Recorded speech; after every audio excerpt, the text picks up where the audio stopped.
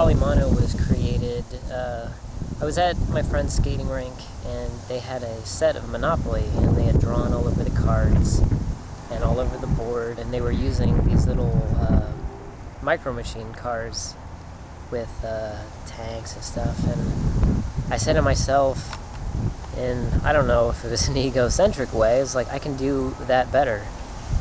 And I thought, it's true though, Monopoly is boring, and I played a long time. It's got a good structure. It's a really solid game, but it's boring. There's not a lot of change to it.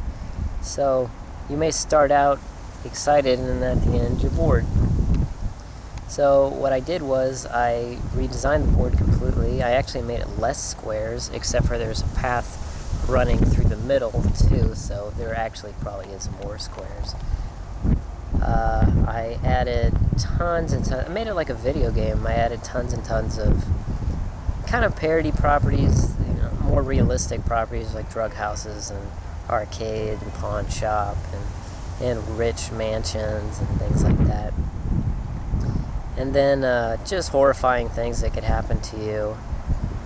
Instead of it just being about money, you have hit points and you have mental points.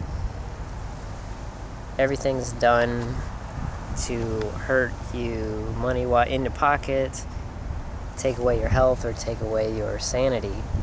And if you lose any of those, you can lose the game. Actually, the money isn't as big of a deal in this one. It can be a big deal because you can get hurt if you don't have enough money. But I didn't want it to be like a game ender, like bankruptcy, because it's actually pretty easy to lose your money in my game.